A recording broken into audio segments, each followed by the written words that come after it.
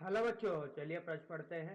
L लंबाई की रस्सी से लटके हुए एक बारीक कण को वर्गमूल जीएल चाल से क्षैतिज रूप में प्रक्षेपित किया जाता है। बिंदु जहां रस्सी में तनाव कण के भार के बराबर है, कण की चाल ज्ञात कीजिए। तो पहला विकल्प दिया गया है बच्चों, वर्गमूल 3 जीएल। दूसरा विकल्प दिया गया है वर्गमूल 2 जीएल। तीसरा विकल्प दिया गया है वर्गमूल जीएल बटा 3। चौथा विकल्प दिया गया है वर्गमूल जीएल बटा 2। तो आइए बच्चों, इसके लिए मुख्य अवधारणा की चर्चा करते हैं। मुख्य अवधारणा, तो देखिए बच्चों, कार्य ऊर्जा प्रमेय पर आधारित प्रश्न। बच्चों, कार्य ऊर्जा प्रमेय समझते हैं। कार्य ऊर्जा प्रमेय क्या होती है? तो देखिए बच्चों, सभी बलों द्वारा किया गया कार्य, सभी बलों द्वारा किया गया कार्य ये बराबर होता है बच्चों गतिज ऊर्जा में परिवर्तन के। अगर निकाय में बच्चों केवल संरक्षी बल कार्यरत हो, संरक्षी बल निकाय में केवल कार्यरत हो, तो इस स्थिति में बच्चों यांत्रिक ऊर्जा संरक्षित रहती है। यांत्रिक ऊर्जा संरक्षित रहने का मतलब ये होता है बच्चों, प्रारंभिक यांत्रिक ऊर्जा बराबर होती है अंतिम यांत्रिक ऊर्जा की। और बच्चों यांत्रिक ऊर्जा गतिज ऊर्जा और स्थितिज ऊर्जा का योग होती है बच्चों। तो प्रारंभिक गतिज ऊर्जा धन स्थितिज ऊर्जा बराबर होगी बच्चों अंतिम स्थितिज ऊर्जा और अंतिम गतिज ऊर्जा के योग के। यह स्थिति बच्चों जब भी लागू होती है जब निकाय में केवल संरक्षी बल कार्यरत हो।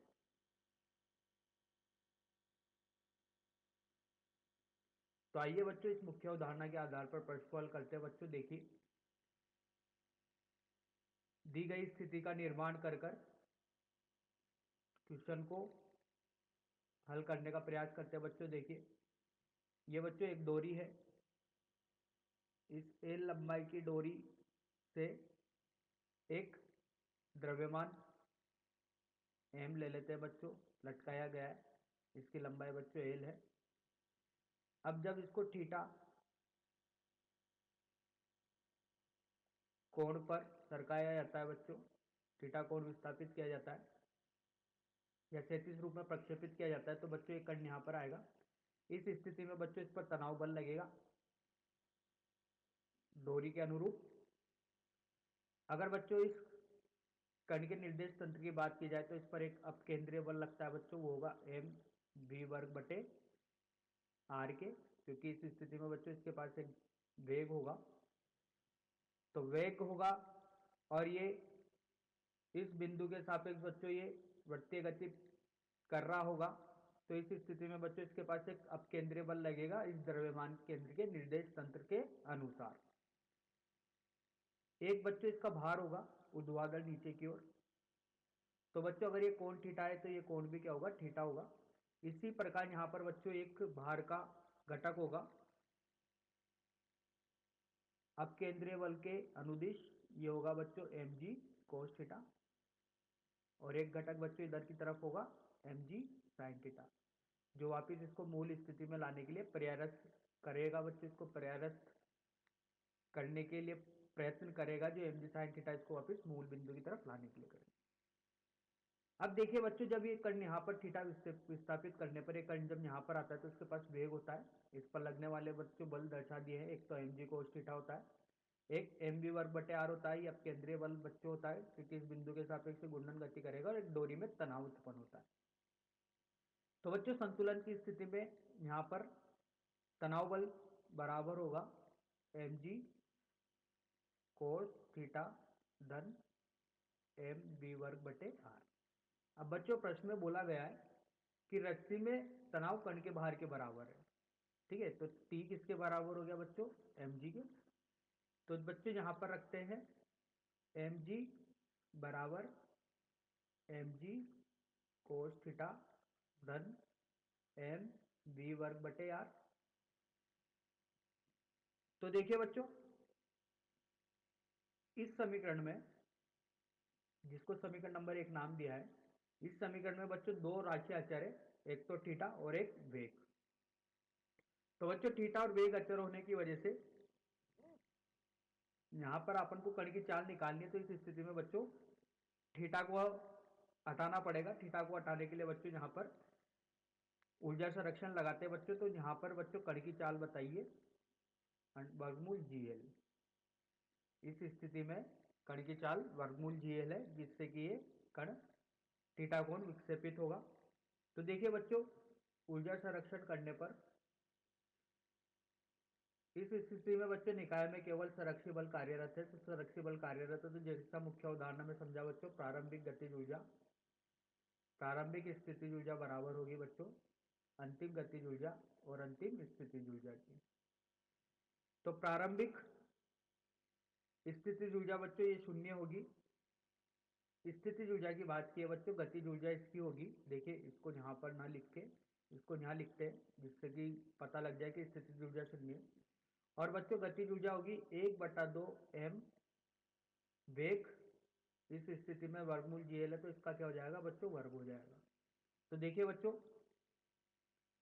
अगर यहाँ से देखते हैं बच्चों, तो ये लंबाई जो हो गई, जब ये थीटा कोण विक्षेपित हो गया, तो ये लंबाई होगी एल कोस थीटा। तो बच्चों पूरी लंबाई एल है, तो ये जो लंबाई यहाँ से यहाँ तक की लंबाई है, ये लंबाई क्या होगी बच्चों, ये लंबाई होगी बच्चों एल 1 ऋण कोस थीटा। तो देखिए बच्चों, पूरी लंबाई एल है, इसमें से एल कोस थीटा घटा देंगे तो एल 1 माइनस कोस थीटा बचेगा बच्चों। तो बच्चों अगर यहाँ पर इसको निर्देश तंत्र के अनुसार यहाँ पर रेफरेंस बिंदु लेते हैं, तो यहाँ पर स्थितिज ऊर्जा शून्य हो जाएगी। तो इस स्थिति में बच्चों स्थितिज ऊर्जा क्या होगी, देखिए स्थितिज ऊर्जा होगी बच्चों इस स्थिति में एम जी एल 1 ऋण कोस थीटा। और बच्चों गतिज ऊर्जा 1/2 m v का वर्ग होगी, क्योंकि वेग तो निकालना है बच्चों, वहां पर वेग कितना है, v होगी। अब बच्चों द्रव्यमान उभयनिष्ठ राशि होने की वजह से कड़ी आएगा, तो यहां पर मिलेगा बच्चों v का वर्ग बटे 2 बराबर जी एल बटे 2 माइनस जी एल धन जी एल कोस थीटा। तो बच्चों इसको इधर ले गए, G L M G L 1 minus cos theta में से एम तो कट गया था बच्चों, और इस राशि को इधर ले गए बच्चों जी एल को। तो यहाँ पर हल करने पर मिला GL/2 ऋण GL धन GL कोस थीटा। तो GL कोस थीटा बराबर होगा बच्चों v का वर्ग बटे 2 धन GL बटे 2। तो कोस थीटा बच्चों यहाँ से मिला v वर्ग बटे 2 GL धन 1/2। तो देखिए बच्चों, कोस थीटा का मान आ गया है।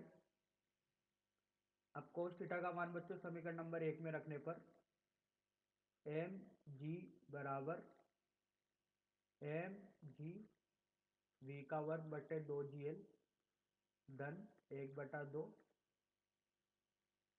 धन एम वी वर्ग बटे एल के हो जाएगा बच्चों। आर किसके बराबर है, यहाँ पर एल के बराबर, तो यहाँ पर बच्चों एल लिखते हैं। अब देखिए बच्चों, द्रव्यमान उभयनिष्ठ राशि होने की वजह से कट जाएगा, तो यहाँ पर बचेगा जी बराबर वी का वर्ग बटे 2 एल धन जी बटे 2 धन वी का वर्ग बटे एल। तो 3v का वर्ग बटे 2l बराबर g/2। बच्चों इसको हल करने पर 3v का वर्ग बटे 2gl बराबर g/2 मिला। तो 2 से 2 कट गया बच्चों। इस स्थिति में बच्चों यहाँ से चाल v बराबर मिला वर्गमूल GL/3। तो बच्चों यही अपने प्रश्न का उत्तर है। आइए बच्चों सही विकल्प का चयन करते हैं, वर्गमूल GL/3। तो तीसरा विकल्प सही होगा बच्चों। देखिए, अतः विकल्प थर्ड सही होगा। तो आशा करता हूँ बच्चों आपको यह हल समझ में आया होगा। धन्यवाद।